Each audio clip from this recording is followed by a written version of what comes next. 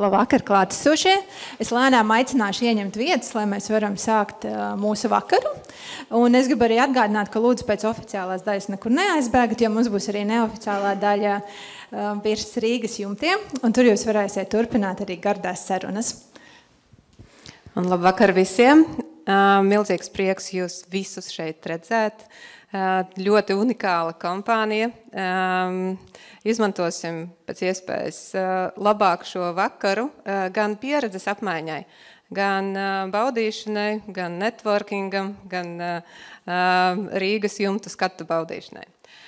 Bet iesākot, es gribēju pastāstīt, kā vispār radās šī ideja par Mentoring Talks. Patiesībā tā nav jauna ideja. Viņa radās pirms gada, kad es sāku likt kopā Mentoring Academy vīziju.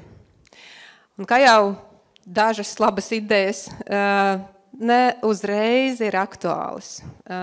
Reizēm nāk kaut kādas operatīvas lietas, klienti, projekti, braucieni, bet šajā gadā, tajā brīdī, kad mums sāka veidoties daudz ciešāka sadarbība ar Riga Tech Girls valdes locekli un arī mentoringa programmas vadītāju Dianu, tad šī ideja pēkšņi parādījās atkal, un mēs nolēmām to īstenot.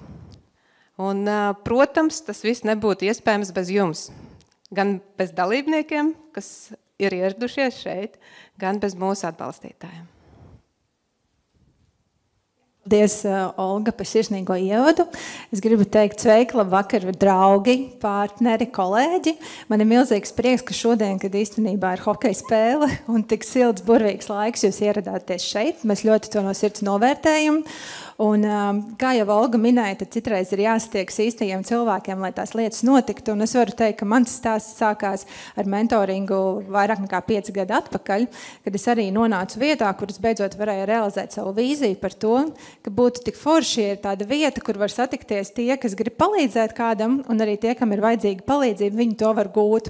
Un tā vieta man bija Riga Tech Girls. Un mēs īstenībā tūlītās jau noslēgsim 5. mentoru programmu, tā kā sezonu, un kopš pagājušā gada mēs uzsākām sadarbību ar Olgu un Mentoring Academy, un tas ir bijis milzīgs atspēriens, lai arī mūsu mentori varētu daudz jau profesionālāk un sagatavotāk iet šajā mentoringa sadarbībā ar saviem mentīs.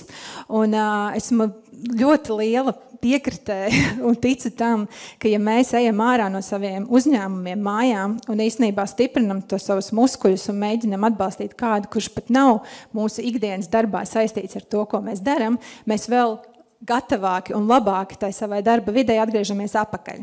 Tādēļ man ir milzīgs prieks par to sinerģiju, kas ir izveidojusies starp Riga Tech Girls un Mentoring Academy, un arī jums, dārgie visi, kas jūs esat šeit, ka tas ir bijis iespējams. Un mēs jūtam, kad ir mirklis, ka mēs gribētu šo te mentoringa tēmu izplest plašāk, jo mēs redzam, cik burvīgi cilvēki šeit ir, kur ir gatavi dot, un kur īstenībā arī paši tomēr grib turpināt augt un attīstīties. Un šovakar īpaši paldies mēs vēlamies teikt mūsu sadarbības partneriem, kur īstenībā tajā mirklī, ka mēs uzrunājām, bija ļoti atsaucīgi un teica, jā, cik forša ideja, mēs labprāt iesaistīsimies. Mūsu lielākais partneris šajā mentoringa sarunu ciklā, kas īstenībā šodien mums ir 1. vakars, bet mums šogad plānojās vēl 2, ir EasyBI. Paldies! Raimonds arī ir šeit un būs arī viens no diskusiju dalībniekiem. Mēs vēlamies teikt paldies Sapiens, te Bariņš kolēģi arī šovakar. Vēlamies teikt paldies arī Balcijai par mājīgajām telpām, ka jūs mūs šeit uzņēmāt. Un arī par gardajiem dzērieniem, un ja jūs vēlaties nedaudz vairāk uzzināt par katru no uzņēmumiem, kas šovakar šeit ir, viens izmantojiet iespēju parunāt, bet otrs arī Balcijas sakarā ir augšā stends, kur var noskanēt QR kodu un paskatīties, kā varbūt jūs varat kādu apdrošināšanu izmantot. Vēlamies teikt paldies arī Findei un personīgi Andai, kur šovakar būs mūsu diskusijas moderātora. Paldies arī Abavas Fīniem, kuri vēlāk mūsu neoficiālajā daļā mūsu cienās ar gardiem bezalkoholiskiem dzērieniem, un arī uzņēmumu Norsted, ar kuru mēs plānojam sadarbību, lai varētu īstenībā izpētīt, kas tad Latvijā notiek uzņēmumos un kā mums iet ar to mentoringu. Nu, lūk, tas... Paldies, Diana. Jā. Paldies visiem partneriem. Ar jūsu papildu spēkiem mums ir tiešām daudz vieglāk un patīkamāk. Un ievads par vakara plānu. Jūs noteikti visi esat redzējuši, bet pirmā daļa mums ir paneļa diskusija ar mūsu lieliskiem industriju līderiem un ekspertiem. Tad mums būs Mentoring Academy 3. plūsmas izlaidums. Un 3. daļa ir neformāla tīklošanas daļa. Priecāsimies iepazīties ar visiem, ko mēs varbūt vēl nepazīstam tik labi, un priecāsimies, ka jūs iepazīsties savā starpā. Šo frāzi noteikti esat redzējuši arī ielūgumos, un tas, ko mēs esam konstatējuši, ka tiešām mentoringi nav vairāk nice to have lieta, bet must have. Varbūt ne visiem, bet tiem uzņēmumiem, kuri domā par cilvēcīgumu, par proaktivitāti, par efektīgumu un arī inovācijām. Un tas ir tas, ko mēs konstatējam no sarunām gan ar mūsu klientiem, gan no pašiem mentoriem. Jo tās tehnikas, kuras nav jaunas, mēs noteikti visi izmantojam visus mentoru rīkus, mazāk vai vairāk, bet izmantojam.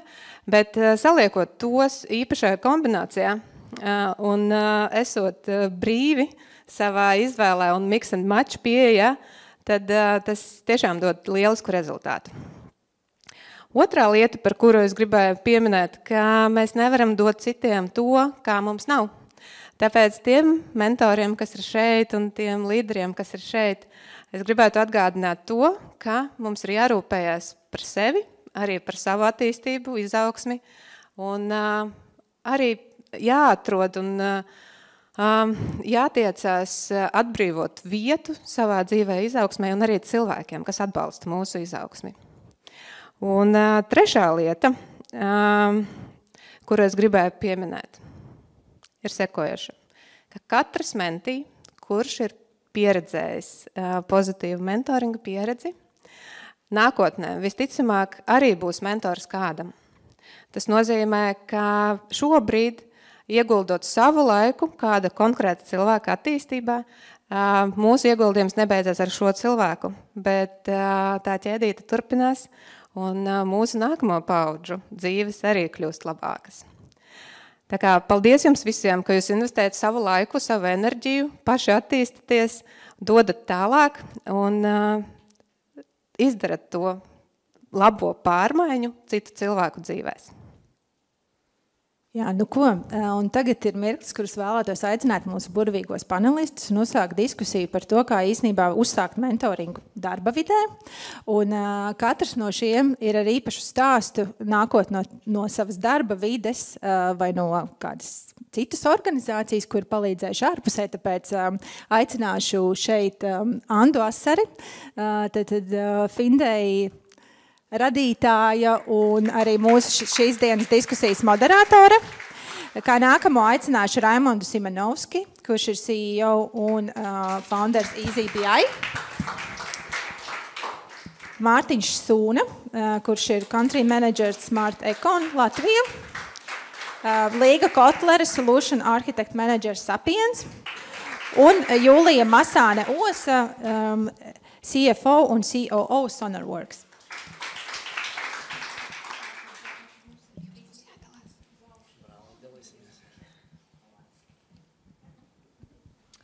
Super, liels paldies, prieks redzēt tik daudz cilvēku šeit šodien, kurus interesē šī tēma. Un Olga jau ieskicēja, Diana arī, bet man ir jautājums tāds pavisam no vienkāršās puses. Tik daudz mēs runājam par mentoringu, kas tas īsti ir? Vai jūs katrs varētu iedot savu definīciju, tādu īsu, cilvēcīgu, saprotamu? Kas jūsu galvā ir mentorings? Kā jūs to saprotat? Jūlija, skatos uz tevi. Mani var dzirdēt, ja? Labi, priekš manis tas ir divi vārdi, tas ir plašums un iespējas, bet man liekas vislabāk būtu tā mēģināt vizualizēt to, ja, teiksim, mēs paņemtu cilvēku, ja, kas iemācies jau staigāt un varbūt jau brauc ar riteni un jau izpēta kaut kādus ceļus mežā un saprot, kas tur tālāk notiek, tur, teiksim, ir ezers, kur var aizbraukt, un tad mentors viņam būtu tas, kurš nu jau brauc pat nevis ar mašīnu, bet lido, ja? Tas nokāp no mākoņiem un pasaka, hei, pasaulē ir lielāka, tas nav tikai tas mežs vai ezers, ir arī kalni, ir arī jūras, es tur biju, es visu redzēju, un parāda to, ka pasaule ir plaša, iespējas ir plašas, un ceļu ir daudz, un kas notiek, ja tu izvēlies vienu vai otru. Un, man liekas, tāda ir priekš manis vizualizācija, ko nozīmē mentors vai vispār mentorings. Man laikam tas būs, skatoties uz konkrētā cilvēka spējām, vēlmēm, veicināt viņa izaugsmi un virzību attiecīgajā virzienā. Jā, labdien! Tā ļoti īsi, man tā definīcija ir mentorings, ir appusējs ieguldījums izaugsmē. Un tur zem tā slēpjas ļoti daudz apakšā, tur slēpjas kompetences, zināšanu nodošana, tur slēpjas arī savas pieredzes un cita skatījuma uzsūkšana reizēm no mentī un ļoti daudz kas cits, par ko mēs noteikti turpmāk arī diskusijā varēsim parunāt. Es varbūt tā vienkāršāk piezemētāk varētu teikt, ka bieži vien katrs mēs esam eksperts citos jautājumos, un bieži vien mēs nonākam varbūt kaut kādā jaunā vidē, kaut kādos nepazīstamos apstākļos, un tad ir labi, ka ir kāds mums mentors, kas ir kā palīgs draugs, kas palīdz orientēties mums šajā jaunajā nepazīstamajā vietā, lai mēs spējam ātrāk atrast ceļu. Cik interesanti, 4 cilvēki, 4 dažādas atbildes, it kā par vienu un to pašu tēmu. Jā, mēs palaižam jautājumus, ir iespēja uzdot jautājumu. Tur būs visas instrukcijas, mēs neredzam, kas aizmugurē notiek, līdz ar to mēs turpinām sarunu. Kā ar jums pašiem? Raimond, kas tev pašam ir bijis lielākais ieguldījums personīgi no mentoringa? Vislielākā pieredze jau ir varbūt tajā pašreizajā mūsu uzņēmumā EasyBI, ko es pirms 13 gadiem izveidoju viens pats. Tagad mēs esam 30 cilvēki. 13 gadu laikā mums ir pakāpeniski piebiedrojušies jauni kolēģi. Un, to jau mēs gana agri ieviesam, ka vienmēr katram jaunajam kolēģim ir mentors, kas viņam palīdzēs orientēties šajā jaunajā darba vidē. Un kur mūsu gadījumā varbūt arī ir tāds nestandarta veids, ka mēs joprojām arī esam pilnībā attālināts uzņēmums, ka mums joprojām nav office, un ka varbūt piebiedroties jaunu kolēģi kaut kādā ofisā, tur vienmēr ir kādam pajautāt kaut kādu palīdzību, tad es pieņemu, ka attālināti strādājot, tas varbūt īpaši ir svarīgi, ka tev vienmēr ir, ka tu nekautrējies, kam tagad kaut ko pajautāt, ja tu nevari atrast, ka vienmēr ir, tev nozīmēts pateikt, šis ir tas tavs mentors, kam tu vari vienmēr kaut ko uzjautāt, un kas vienmēr, ar ko ikdienā aprunāsies un iemācīsies kaut ko. Pēc tam, šādā veidā jau arī tas tika attīstīts arī turpmāk, tie kādi, kas tika mentorēti, viņi pēc tam tālāk bija atkal mentori jauniem kolēģiem. Un vēlāk, teiksim, ka mums jau šī praksa ieviesās, ka ir daudz kolēģi jau arī bija gatavi palīdzēt ārpus mūsu uzņēmumu. Tā ka ir mūsu arī bijuši Tegals mentoru programmā, mūsu kolēģi kā mentori, un arī Start IT programmā, kur mēs atkal skolotājus palīdzējām mentorēt, apgūt programmēšanas lietas. Jā, tas tāds īsumā sumārējis. Es vienkārši redzu, ka Jūlijai ir mikrofons, tāpēc atkal Jūlijai uzreiz prasīšu. Kas tev ar mentoringu? Kādi ir tavi ieguvumi bijuši? Jā, man paveicies pēc universitātes uzreiz strādāju starptautiskā uzņēmumā, KPMG, tas ir starptautisks konsultāciju uzņēmums, kur tas mentorings jau bija tā teikt ieviests jau gadiem ilgi un visos līmeņos. Un tad, principā, jau esot jauns, tajā brīdī es biju jauns revidents, pēc universitātes, tad tu redzi, tāpēc arī teicu iepriekšējā reizē, ka tas ir tas plašums un iespējas, jo tu kā jauns speciālists, tu redzi varbūt 1 soli, 2 soļus uz priekšu, ka tu izaugsi, tu būsi speciālists, varbūt vadītājs. Bet tad, ja tev ir mentors, kas jau īstenībā ir 2-3 stāvus augstāk par tevi, un man paveicies, man bija tādi startautiski pat mentori vienu brīdi, kuri tā kā parāda tev, ka, hei, tas nav vienīgais, ko tu vari darīt, ja? Tu vari iet pa labi, pa kreisi, tu vari iemācīties kaut ko citu, tu vari braukt uz startautiskiem projektiem, tu vari dibināt paralēli savu biznesu, tu vari sākt apmācības, tu vari mācīt to, ko tu māki universitātē. Nu, respektīvi, parādā to spektru tik lielu, ka tu redzi, es no šī visa varu izvēlēties, nevis tikai kā es te jauns speciālists un varu kļūt par, tā kā, ko tu redzi vienu vai divus soļus priekšu, bet viņi parāda visu to plašumu, un tas ļoti motivēja man iet uz priekšu, attīstīt karjeru un īstenībā mēģināt daudzas citas lietas, ja, jo es uzsāku kā revidents, pēc tam biju finanšu konsultants, tagad es vispār esmu operacionālā vadītāja, un man liekas, ka tas sākums ļoti daudz ko deva, ka tev ir tie mentori, kas parāda to visu plašumu un iespējas, kas tev ir pieejamas. Un cik foršs stāsts? Līga? Es esmu tāds praktisks cilvēks, ja? Es neesmu teorētiķis faktiski vispār. Un mācos arī no praktiskām lietām. Es mācos no cilvēkiem apkārt, no pieredzes, no darīšanas. Man laikam lielākais ieguvums no mentoringa, tas varbūt bija tāds drīzāk dabīgs mentorings, ka man ir iespēja bija strādāt ar cilvēkiem un no viņiem mācīties kaut vai tikai skatoties, kā viņi to dara, ar iespēju uzdot jautājumus, un ka viņi pamāca mani, tas ir ļoti daudz. Nu, mana kārta pienāca. Mazliet reflektējot vēl uz iepriekšējo par tām dažādajām definīcijām, braucot uz šeit, es tieši domāju, ko nozīmē mentorings, kas tas ir man un tam līdzīgi. Un, protams, ka man nāca prātā daudz dažādas lietas, kas ir saistītas ar mentoringu. Jo, pirmkārt, mentorings, manuprāt, bieži vien tiek uztverts kaut kādā vienā virzienā. Savukārt, viņam ir ārkārtīgi daudz šķautnes un ārkārtīgi daudz cilvēku un ārkārtīgi daudz uzņēmumu, ar kuriem strādāt un kādās grupās strādāt. Un tā var būt profesionāla attīstība, tā var būt uzņēmuma konsultēšana un daudz dažādu lietu ieviešana. Un, man liekas, tas ir tas interesantais, ka cilvēki arī dalās ar tām lietām, ka šis mentorings nav statisks vai teorētisks, un praksē viņš visbiežāk ir nepieciešams apvienojumā ar dažādām citām metodoloģijām, arī coachingu pieķert klāt vai kādu metodi no tā, un tā teikt, mēģināt un praktizēt. Bet, ja skatāmies uz to, ko man ir devis mentorings, tad tur ir divas lielās lietas. Pirmā ir tā, vēl esot, tas ir pirms kādiem 7, 8 gadiem, vēl esot cilvēkam, kuru mentorē mentī krēslā un gan attīstot atsevišķu produktu, gan virzoties tālāk. Pa profesionālām kāpnēm noteikti tas skats, kas jau tika pieminēts iepriekš, ka aiz tā meža ir iespējams vēl viena smuka pļava un pāris upītes, un, protams, zināšanas un daudz kas cits, kas tur nāk klāt. Savukārt šobrīd jau skatoties no mentora krēsla, var teikt, ka tur ir nemazāk šo te skaisto lietu. Un tas, kas uzreiz nāk prātā, ir pirmkārt arī sava profesionāla attīstība, un tas ietver lietas kā komunikācijas attīstību, jo tev ir jāmāk nolasīt tev pretī sēdošais reizēm, vai visbiežāk viņš ir caur datoru ekrānu, no sākta gala līdz beigām. Tad ir arī līderības attīstīšana, empātija viennozīmīgi.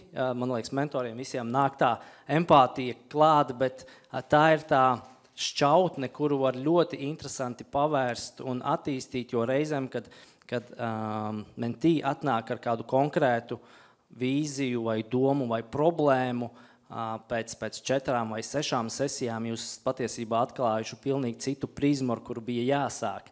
Bet tas ir tas mentora darbs, klausīties, dzirdēt, uztvert un līdzīgi kā ar elpošanu. Cik ir izelpas, tik ir ieelpas, un tāpat, cik mēs runājam, tik mēs arī klausāmies. Interesanti, mēs šobrīd sapratām, cik mentorings ir foršs un labs, bet bizness ir bizness. Kā mēs teiktu, biznesam, kā uzņēmumam saprast, kāpēc tas ir svarīgs un vajadzīgs? Mārtiņ, Raimond, tu kā īpašnieks, kā tu novērtē to, ko mentorings dod biznesam kā tādam? Man kā biznesa vadītājiem un īpašniekam, protams, ir svarīgi, lai darbinieki pēc iespējas būtu efektīvāki, lai viņi savā starpā sadarbotos. Un, tas ir dabīgi. Biznesa vadītāja interesēs, lai to veicinātu. Un tas varbūt ir tā bieža problēma, ja tur darbinieki savā starpā nerunā un izolējas un mēģina ilgi tikt galā ar kaut kādu problēmu un baidās pajautāt kaut ko. Tad tas ir galīgi neizdevīgi biznesam. Un tāpēc ir ļoti labi veicināt ka vari vienmēr pajautāt. Iesākumā ir īpaši, ka tev vienmēr ir kolēģis, kam to varētu pajautāt.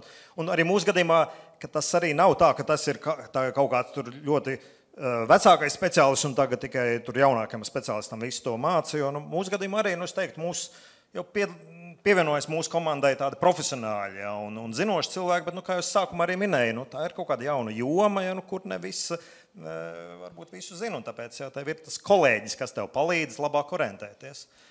Un otrs ir, ka es domāju, ir ļoti labi arī veicināt to, ka tas ir ok, ka tu kaut ko nezini. Un es arī pats bieži vien, ja es kaut ko nesaprotu, tad es arī runāju ar kolēģiem, saku, es to nesaprotu, varbūt var man izskaidrot, un kāpēc mēs tā darām, vai arī kas tur ir domāts. Un es domāju, to ir vērts veicināt, ka var atklāti runāt par to, ka kaut kas nav skaidrs, ka uzdot jautājumus, kāpēc mēs darām tā, jo bieži vien arī tas ir ļoti labi šī atgriezniskā saite no kaut kādiem jauniem kolēģiem, kad viņi uzdod jautājumus, kāpēc mēs tā darām, un saprast, varbūt vienmēr es tā darījuši, bet vajag padomāt, vai joprojām tas ir tas pareizais veids, kā to darīt.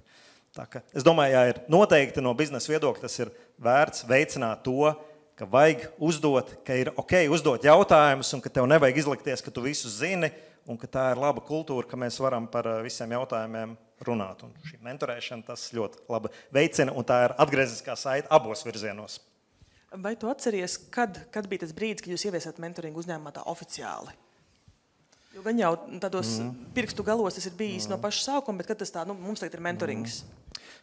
Varbūt tas termins jau nāk no iepriekšējā uzņēmuma, kur jau bija tāds stipri liels uzņēmums, kur jau tad jau tika ieviesta šī prakse, un tad jau varbūt šajos, precīzi tagad nepateikšana, varbūt kaut kādas līdz pirmiem 5 darbiniekiem, varbūt jau, kad es tā dabīgi pats es biju, kā mentors jau ikdienā runāju, un tad jau pēc tam vēlāk, jau, kad vairs es nevarēju visiem sniegt, tad jau, kad jau bija pie 10 darbiniekiem, tad varbūt tas tika jau ieviests tas, ka ir tagad citi kolēģi ar to palīdz.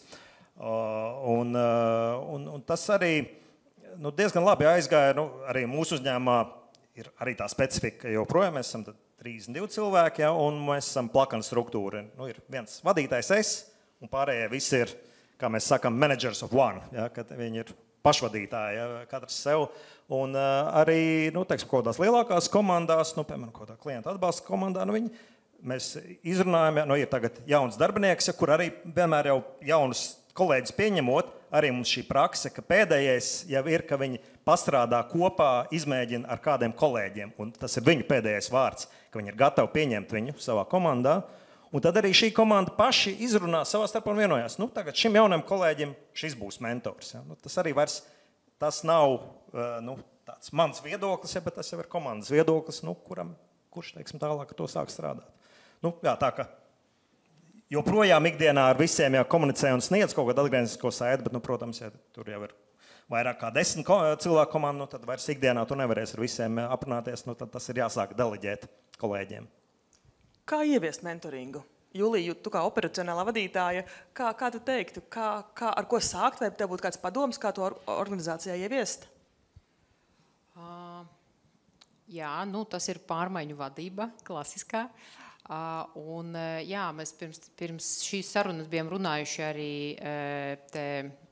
pie kafijas aparāta, kad ne visiem vienmēr iet gludi. Tad es īstenībā uzreiz iedomājos, es ieteiktu izmantot šādu interesantu grāmatu, ko uzrakstīja John Kotter, The Iceberg is Melting. Tā ir tāda ļoti īsa grāmata, ko var vienā vakarā izlasīt, un tā ir par pingvīniem. Ļoti forša grāmata.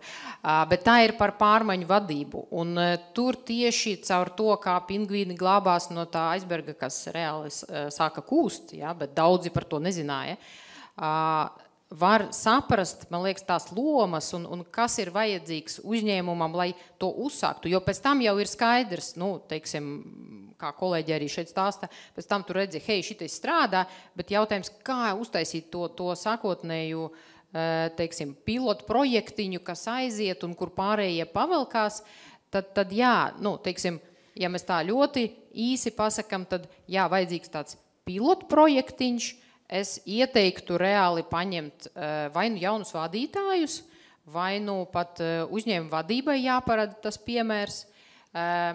Mums ir SonarWorks, mēs esam audio tehnoloģiju uzņēmums, bet maz no Latvijas. Ļoti labs piemērs ir mūsu dibinātāju mentori. Tie ir, mūsu investori mūs sapazināja, un mums ir mentori, kas ir no Nokia, no Dolby nāk, un tas reāli palīdz uzņēmumam strādāt un konkurēt starptautiskā tirgu, strādāt ar lielākiem tehnoloģiju uzņēmumiem pasaulē, tāpēc, ka tev ir tie mentori, kas ir tajā nākamajā līmenī, kas nav, varbūt, teiksim, nav Latvijā, jo ko viņi tev var ieteikt, kā strādāt ar lielākiem tehnoloģijas uzņēmumiem Amerikā. Ja? Tad atgriežoties pie tā, kā ieviest, es teiktu, jā, ieviest caur tādiem piemēriem, kur uzreiz pārējie pavilksies un teikt, hei, jā, šitais reāli strādā, tāpēc, jā, es ieteiktu vai nu vadībai ņemt sevi par piemēru un teikt, hei, mums ir mentori, tāpēc, redz, šitās lietas notiek, vai nu, teiksim, jaunus vadītājus, kas tieši parasti meklē tās atbildes un viņiem, teiksim, pieliekot to pieredzējušu cilvēku klāt, uzreiz parādīsies rezultāti un tad pavilksies arī pārējie. Es pareizi saklausīju, jūsu gadījumā SonarWorks investori bija interesēti tajā, lai dibinātājiem ir savu mentoru, kas palīdz attīstīties. Protams, jo viņi, investori palīdzēja sameklēt, jo tu nevienmēr vari uzrunāt pat taisno to mentoru, kas varbūt ir tā kā 100 stāvus augstāk par tevi stāv, ja? Bet ja tu ej uz to, man liekas, viss ir iespējams, ja tu vari sasniegt tos cilvēkus un ja tur ir meč, ja tu saki, hei, es arī esmu no tehnoloģiju uzņēmuma, arī tur skaņu pasaulē, bet vēl maz, bet mēs gribam to un to un to, tu īstenībā vari dabūt šos cilvēkus, kas ir gatavi dalīties un stāstīt, kā viņi, teiksim, gāja šo pašu ceļu kaut kādā agrāk. Man liekas, ka, jā, tas ir nedaudz mīts, ka tie cilvēki, kas tur ir super lielus rankus virs tevis, ka viņi tur nepiekritīs vai kā, bet aizej un parunā un pamēģini, un ja viņi teiks, nē, tad neko nezaudēsi, bet ir jāpamēģina. Šo piemēru gribēju izcelt auditorijai tieši tādā ziņā, ka tie bija investori, kuri interesēti, lai viņu portfeļu uzņēmums attīstās, un tas parāda jo īpaši, ka tas ir svarīgi biznesam, mentorings kā biznesa izaugsmes instruments. Mārtiņ, es zinu, ka jums arī bija interesanti pieredze ar to, kā ieviest mentoringu. Jā, mums bija interesanti, joprojām ir interesanti pieredze. Es uzskatu, ka viņa tā pieredze un ieviešana neapstājās. Tas, kā mēs sākām ieviest mentoringu, ir grupas vadītāju līmenī Baltijā. Sākot, katram ir mentors, bet šajā gadījumā tas nebija ne iekšējs kāds no vadītājiem, vai īpašniekiem, vai investoriem. Tas bija ārēji pieaicināts mentors, kas ir ļoti laba opcija vai iespēja sākotnēji, tā teikt, aptaustīt to kastīti, kas tad tur ir, kā tas izskatās, cik mīksti vai cieti. Lūk, tad mēs sākotnēji strādājam tieši vadības līmenī ar mentoringa metodēm un dažādām, katrs attīstot savas profesionālās kompetences, nosakot, ko viņš grib attīstīt, kādā līmenī, uz kurieni virzīties. Tā skaitā klāt mums arī bija varbūt ne tik tradicionāli, bet arī coachings, kur mēs ieviesām grupā OKR metodoloģiju, kas arī joprojām pēc pusotra gada mēs turpinam pie tā strādāt un ieviest, jo tas tāds nav ļoti ātrs process, lai visus dabūtu uz vienas lapas, kā saka. Un kas mums notiek tālāk? Tālāk mēs nododam šīs kompetences un mentoringu arī jau departamentiem, atsevišķu vadītājiem un mūsu kolēģiem.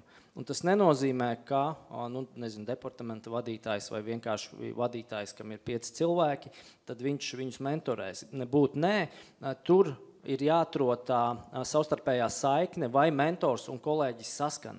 Jo iespējams tas būs pilnīgi cits mentors no uzņēmuma vai no citas filiāles iespējams, ar kuru būs daudz vieglāk strādāt un attīstīt šīs te profesionālās kompetences. Kā piemēru, ja mūsu kolēģis vēlas attīstīties nevien lokāli, bet strādāt starptautiskā līmenī, tad visdrīzāk viņš strādās ar starptautiskā biznesa attīstītāju, kurš tad nodos savu pieredzi un tā teikt, visas zināšanas, kompetences, kas palīdzētu stipri ātrākā un īsākā laika periodā šo te karjeras lēcienu veikt.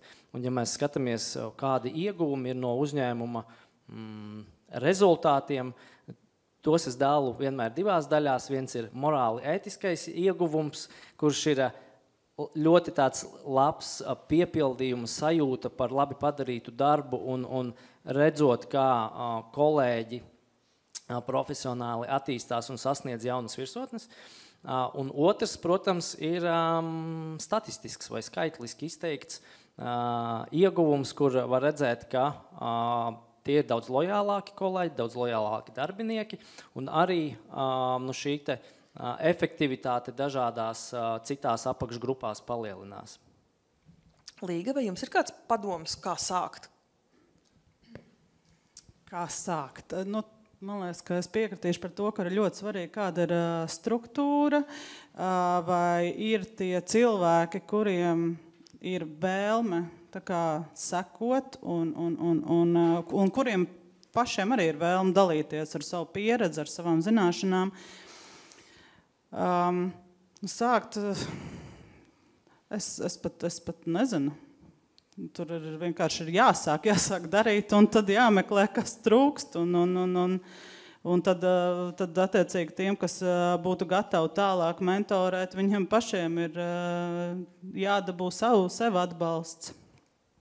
Mariņš, radās viens, klausoties kolēģis, radās viens vēl cits piemērs, ka tāda ēnošanas prakse ir ļoti laba, ko mēs bieži vien, kur skolnieki iet kaut kur ēnot citus, bet ko mēs arī esam izmantojuši mūsu gadījumā.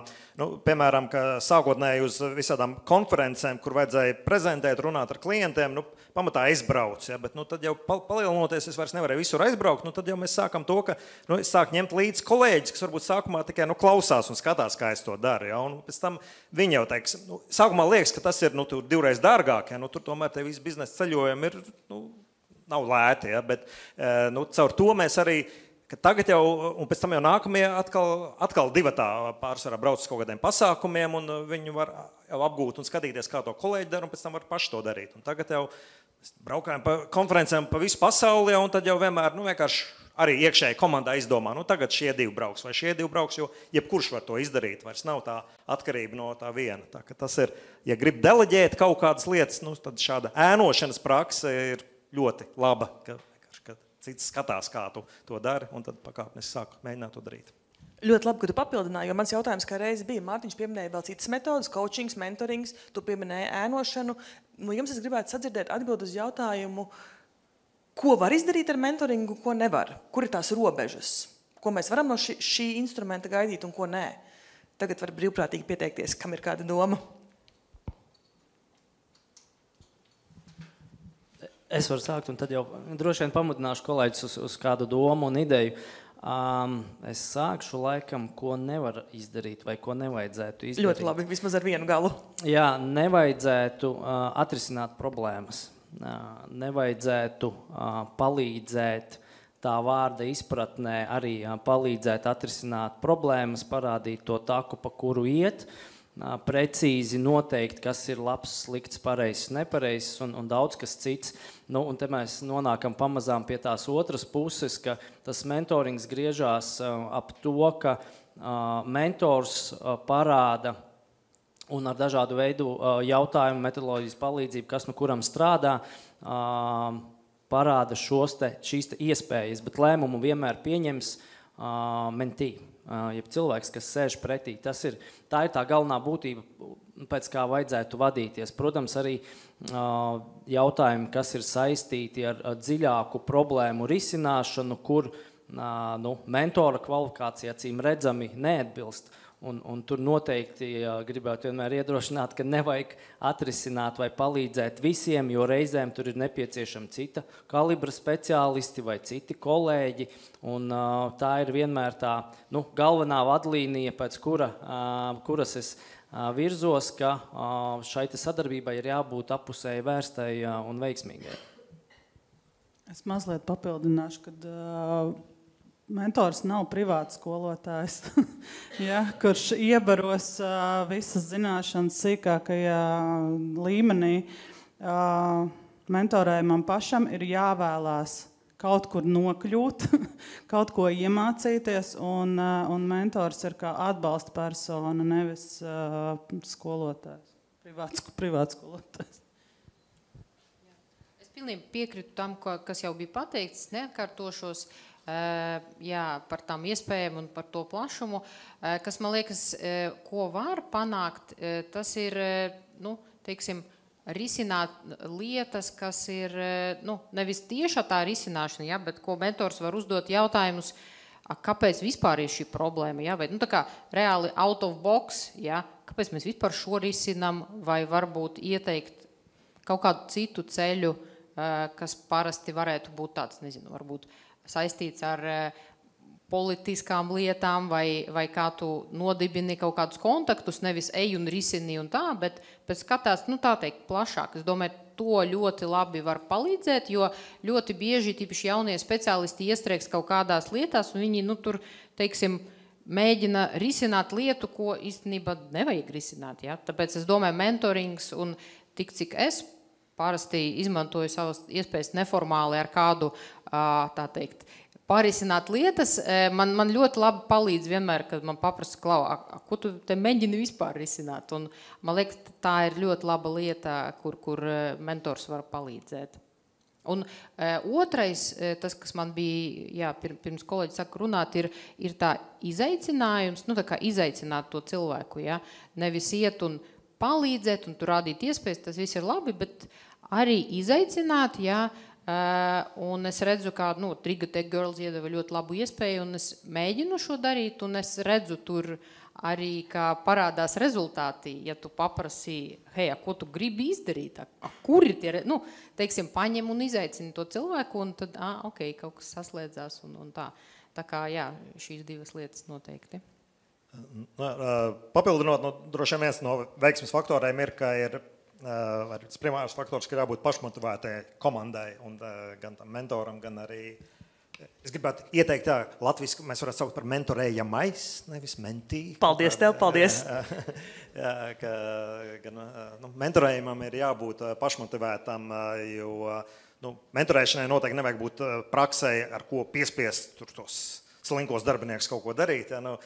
Ja tā ir problēma, tad ir daudz lielāka problēma, un tomēr primāri būtu jāorientējas uz to, ka mūsu komandas ir pašmotivētas, un ja nav šīs motivācijas, tad ir vienkārši jādomā, ka varbūt, dažreiz, kas ir jādomā, varbūt, ka ir jāmaina tā darbošanās sfēra uz kaut kādā citā jomā, un tad tev varbūt ir, ja tu atrodi to jomu, kas tev interesē, un tad atrast šo mentorējumu.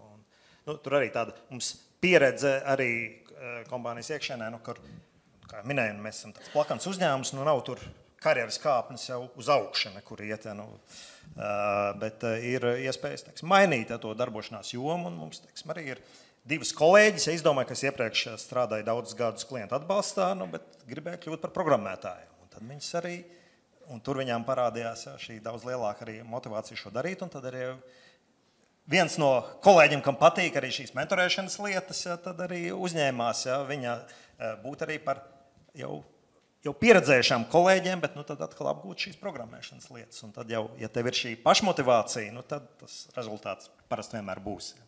Tas ir tas kritiskais faktors. Es atkal vilkšu uz biznesa pusi, vai kāda no jums ir dati, kas parāda, ka mentorings ir reāli vajadzīgs biznesā ar kaut kādiem cipariņiem? Es zinu, ka Raimondam ir piemērs ar mazo darbinieku mainību, vēl kaut kas? Tad, kā mēs te iepriekš runājām, ka tas dati, ka mūsu uzņēmumā tagad ir 32 cilvēki, un tad šajos 13 gados ir tikai 2 aizgājuši projām, bet arī tāpēc, ka bija dažādā nesaistīta apstākļu dēļ, un nodrošināt šo iespēju attīstīties tajā jomā, kur tu vēlies, ja, un ka ir šī iespēja, ja, ka tu jūties novērtēts. Un droši var pacelt jautājums par to, jo visbiežāk, kāpēc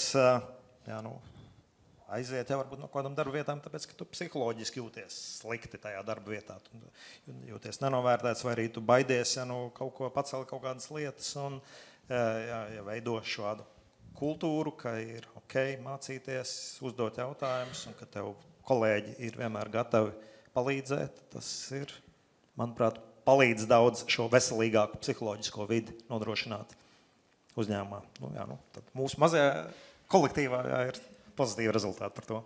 Vēl kādi piemēri ar datiem, kas, lai argumentētu citiem uzņēmumiem, ka vajag mentoringu? Jā, mums dati iekšēji nav. Mēs šobrīd arī strādājam jau vairāk kā 6 mēnešus pie dažāda veida metodēm, aptaujām, iesaistēm un daudz ko citu. Mēram skatāmies, kas mums strādā, kas vislabāk iet kopā. Neesam atraduši izcilo variantu. Bet skatoties uz tiem datiem kopumā, tas, man liekas, Amerikas tirgus ir, protams, visspilgtākais piemērs, kur mēs redzam mentoringa dažādu pielietošanu, sākot ar skolām, beidzot ar uzņēmumiem, arī Fortune 500 un 200 un 100. Viņiem visiem ir šobrīd jau dati par mentoringu, kas nav zemāki par 90%. Tātad katrā uzņēmumā no, piemēram, Fortune 500 ir izstrādāta mentoringa programma un mentori, tas ir 93%, kas nozīmē, tas ir pietiekami labs skaitlis. Un intereses pēc, protams, arī datus papētīju, kas notika iepriekš. Pēdējais bija laikam 15. gads, kad bija ap 60%, un tas skaitlis ir konstanti gājis uz augšu, kur ir tā nelielā problēma, ka mazākiem vidējiem uzņēmumiem, mēs arī neesam liels uzņēmums, ap 40 cilvēki, gan strauji augam, bet ir resursu ierobežotības dēļ ir grūtāk ieviest šīs programmas. Bet jau pieskārāmies arī iepriekš, ka ir jāsāk ar darīšanu, un patiesībā skaidrs, ka katram mentoru mēs sākotnēji nevarēsim nodrošināt, un katram arī tas nebūs vajadzīgs.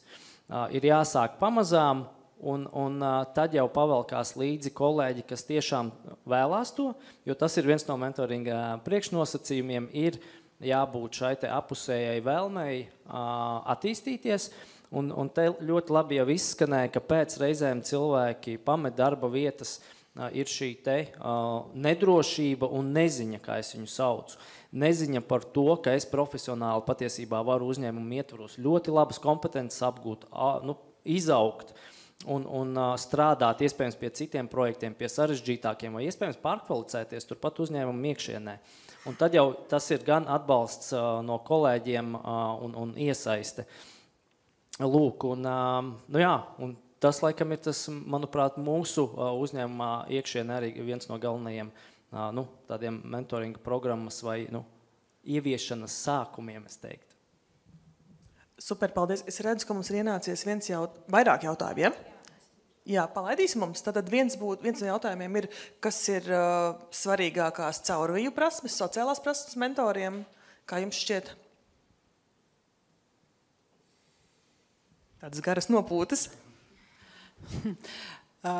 Es pastāstīšu no savas skatu punktu, tāpēc, ka mēs esam IT uzņēmums, mēs esam insurtech uzņēmums, mēs esam ārkārtīgi introverti cilvēki. Un man liekas, ka viena no galvenajām prasmēm ir šī prasmēm vai skilliem ir empātija, viennozīmīgi spēja uzklausīt un vēlme runāt, jo ir jārunā abām pusēm, bet šis mentors var uzvedināt un iedrošināt, runāt un stāstīt, un arī šo skillu var attīstīt, un mentors to var veicināt. Komentārs par tiem introvertajiem tehnoloģiju cilvēkiem, ka dažreiz pat šāds attālinātais darbs tam ir stipri labāks, jo tāpēc, ka dažreiz uzrakstīt čatā ziņu, ir mazāk prasa tev pārvarēt tās problēmu, aiziet tagad pie tā otra galda, un uzjautāt, kā viņam iet, uzrakstīt, vai arī palūgt palīdzību. Tā kā, bet, protams, šī šī empātija un uzklausīt un palīdzēt. Bet dažreiz tas arī, tā motivācija tam mentoram dažreiz arī ir tā, ka palīdzot tam kolēģiem, ka viņš arī pēc tam palīdzēs ar to kopējo darbu apjomu, ka tas ir paši interesēs, ka palīdzēt citiem. Tur būtu svarīgi, lai būtu šī kultūra, ka mēs viens otram palīdzam, lai nebūtu šīs kaut kādas, ja parādās kaut kāda šī sacensība, viņš kļūst pārāk gudrs un būs gudrāks par mani, tad ir problēmas, tad ar to ir jāstrādā jau citā līmenī.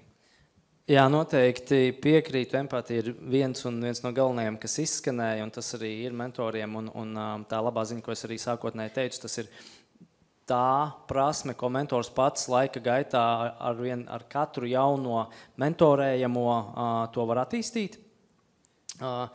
Bet noteikti, manuprāt, ļoti būtiski vai pat top būtiskā ir šī aktīvā klausīšanās. Jo bieži vien mums ir jāļauj, jāuzdod pareizie jautājumi un diezgan ilgi jāklausās, kas tur nāk ārā. Jāsēž uz mēles.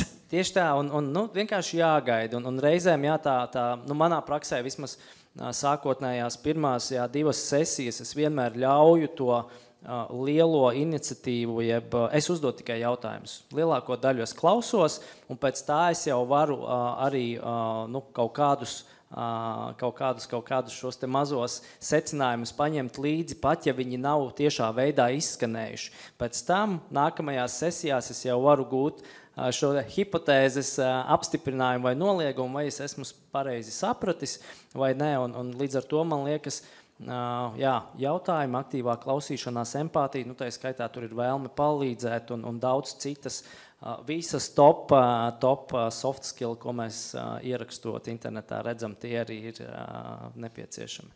Vēl no zāles ir jautājums, vai visiem ir bijuši savi mentori? Man gribas teikt, ka jā, visiem ir bijuši, vai ne? Jā, tā. Jā, šo mēs varētu pārlekt. Kā jūs apbalvojat iekšējos uzņēmuma mentors? Vai un kā? Vai tas ir darba līgumā ierakstīts, ka tā jādara viss?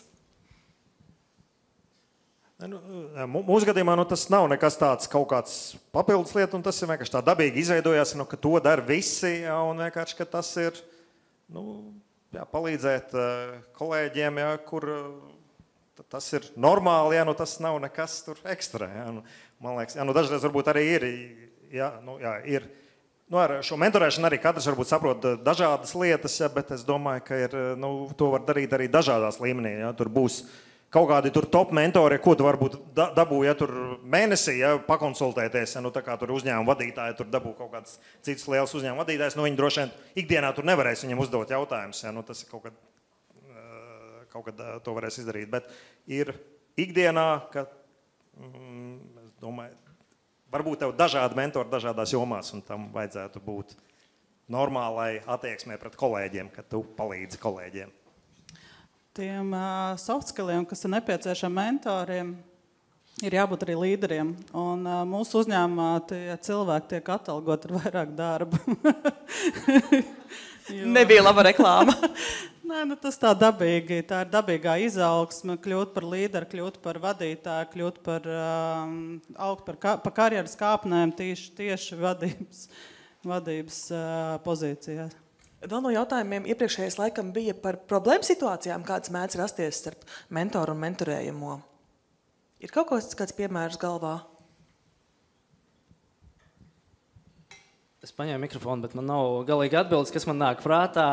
Protams, ir arī no pieredzes, ka reizēm mēs kā mentors virzamies uz noteiktu mērķi, un tātad mums ir mentorējamais, ar kuru mēs sastādām plānu, veicam dažādas analīzes pēc 1, 2, 3 metodoloģijas. Tad mēs strādājam pusgadu vai varbūt pat vairāk, un beigās, tieši viens konkrēts piemērs, persona mērķis bija pārkvalificēties uz citu nozari, bet persona palika tajā pašā darbā.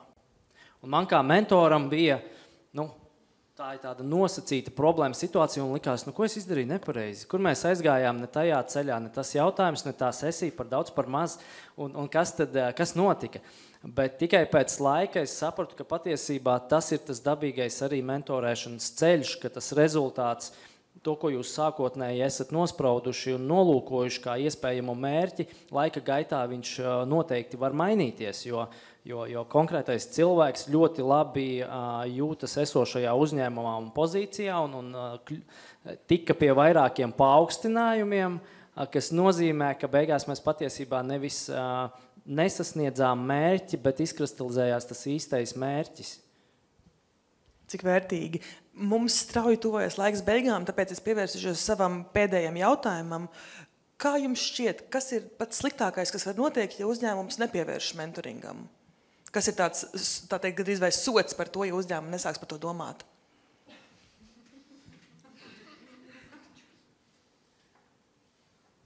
Man liekas, ka mēs visi gribam profesionālus, motivētus darbiniekus. Un atkal es varu tikai no savas sfēras teikt, mēs esam IT uzņēmums, mēs cīnamies par katru darbinieku. Mums ir jārod iespējas viņus motivēt un sniegt viņiem izaugsmas iespējas, tur bez variantiem.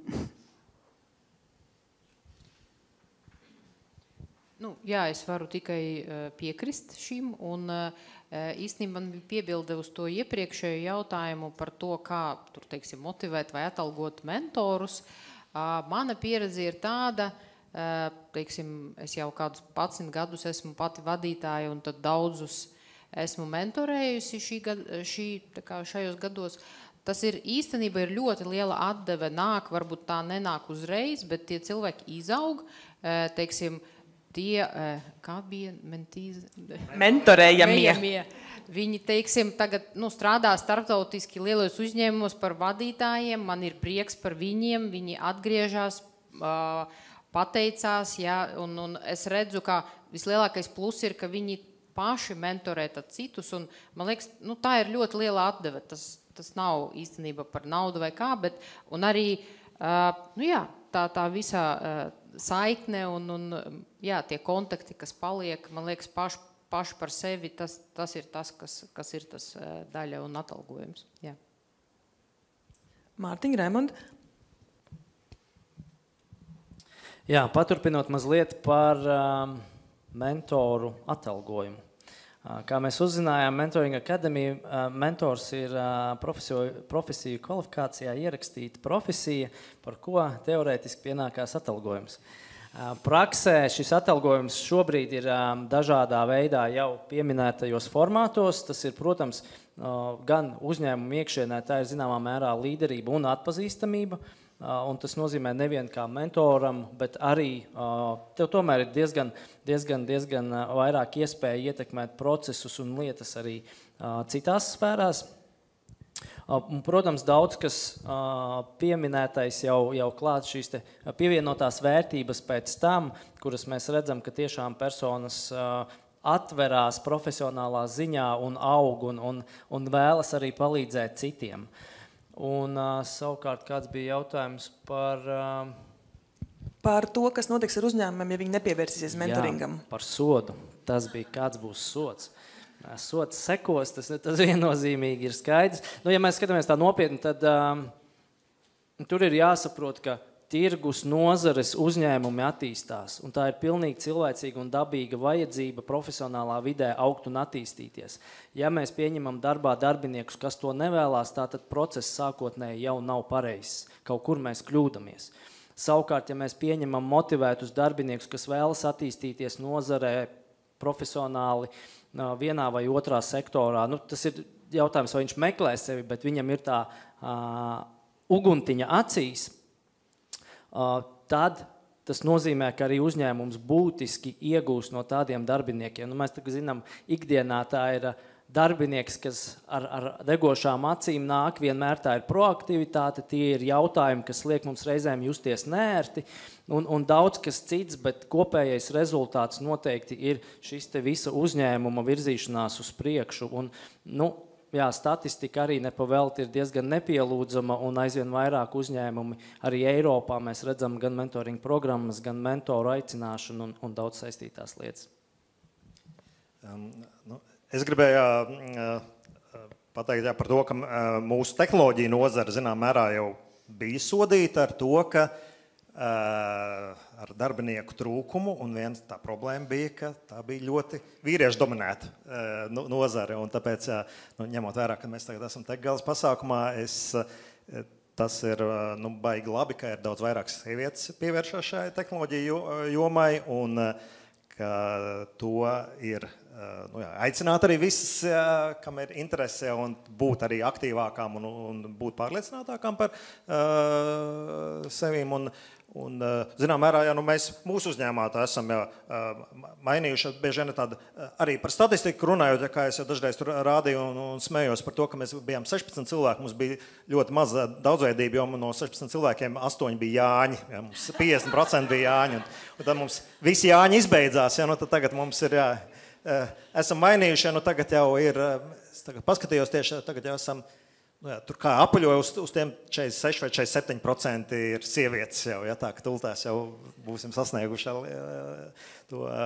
Un, es domāju, tas noteikti ir aicināt sievietes būt aktīvākām tehnoloģiju nozarē, un tā ir ļoti perspektīva nozare un labi apmaksāta un pietrūkst mums tehnoloģiju uzņēmumiem cilvēku, un tāpēc būtu forši. Paldies, man ir jāliek komats. Es saprotu, ka mēs varētu stundām runāt par šo tēmu un vēl citām. Liels paldies par iespēju, liels paldies par piedalīšanos, liels paldies par komentāriem, viedokļiem, pierādījumiem, argumentiem un vispārējo izcilu sarunu. Paldies jums liels!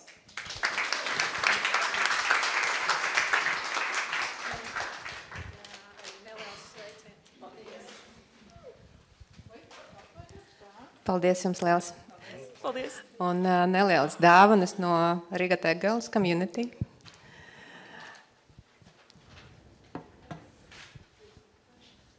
Es varbūt paturpināšu. Man ir 2 galvenie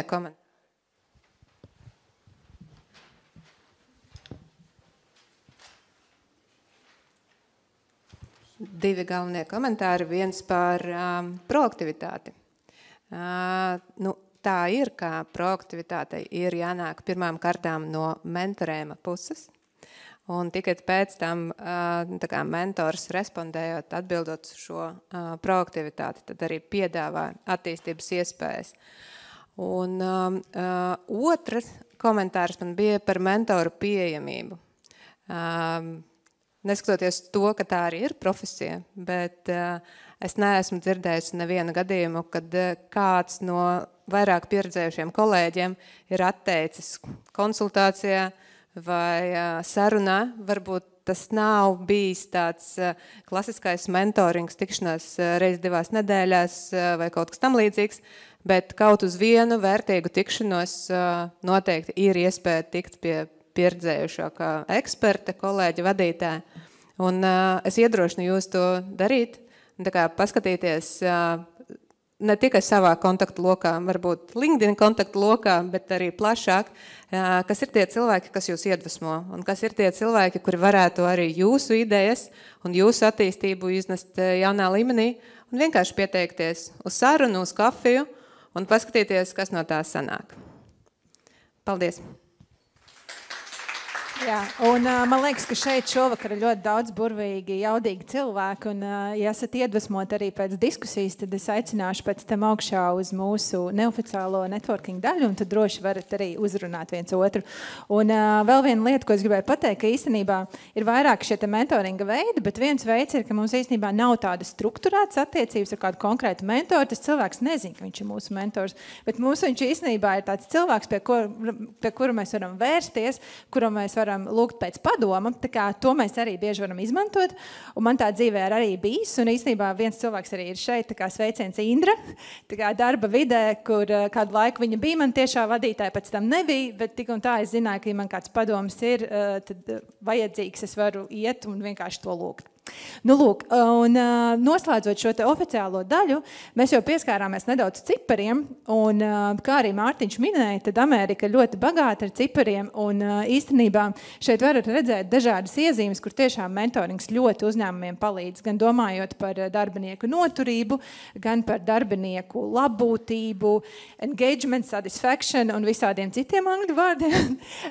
Tā kā mēs gribam, lai mums Latvijā arī būtu šie te dati. Tāpēc īstenībā pateicoties Norstat un īpaši Lindai Ezerai, mēs šīs vasaras ietvaros plānojam īstenot šādu te pētījumu, lai mēs noskaidrotu, kas tad īstenībā šeit Latvijā notiek mūsu uzņēmumos ar mentoringu iespējām un kā tas ik viena var palīdzēt.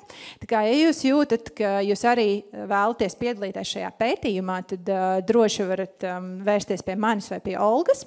Katrā gadījumā dažus jau arī šos te veiksmes stāstus mēs esam identificējuši, tā kā jūs saņemsiet ziņu, bet jā, mēs gribam palapoties ar to, kas mums ir, vai arī, ja mēs redzam, ka tā statistika nav iepriecinoša, vismaz parādīt to virzienu, kurā iet, lai pēc laika mums arī būtu dažādu lielo valstu pieredzes stāsti.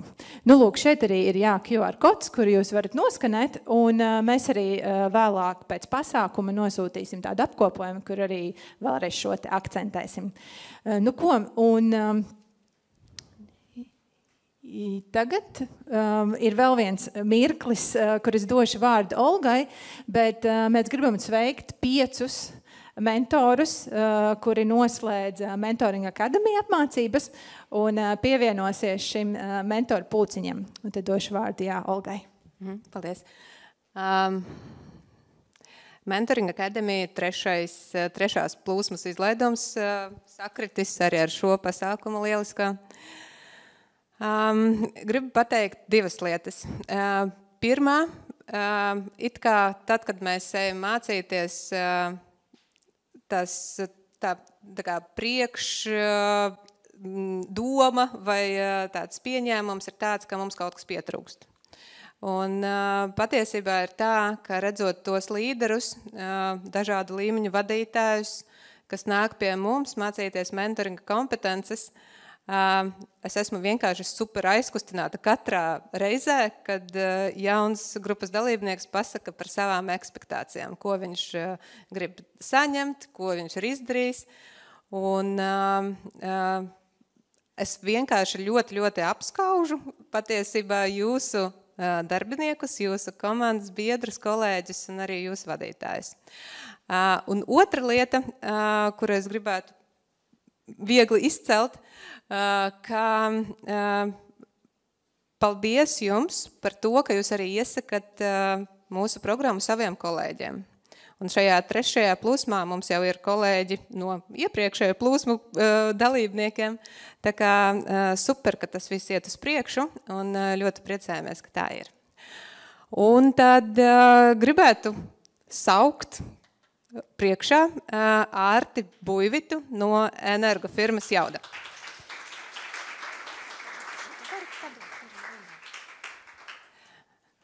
Sirsnīgi apsveikumi.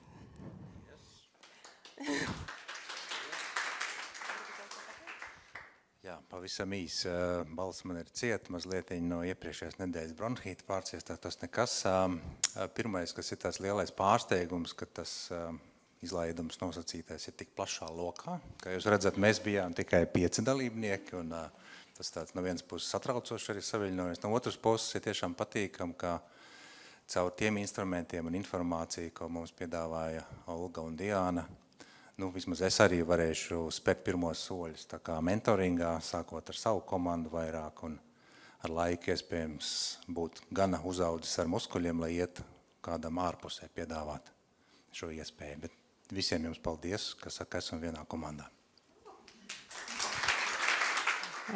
Paldies tev, un patiesībā tavs piemērs ir spilgs pierādījums tam, ka mentorings nav tikai priekš IT nozares, bet visiem uzņēmumiem. Aigars Pendjerots.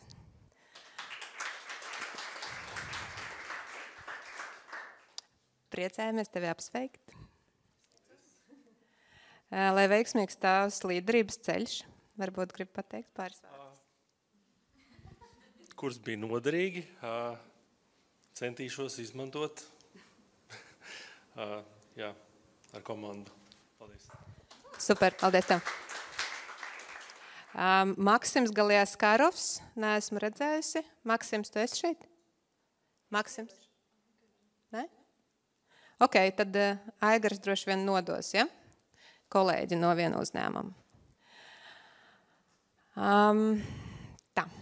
Inga Šķendere LU, Latvijas universitāte, šodien nav, bet viņas kolēģis Svetlana ar prieku piekrita atnākt un saņemt viņas diplomu. Paldies! Jā, nu, arī vēl viens piemērs izglītības industrija. Mentorings ļoti labi iedarēs. Inga Sīkle.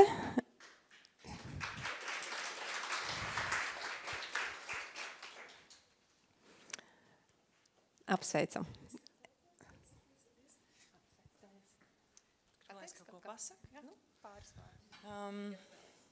Jā, paldies, Lielas meitenes, par divām intensīvām pēcpusdienām man šeit, vai ne?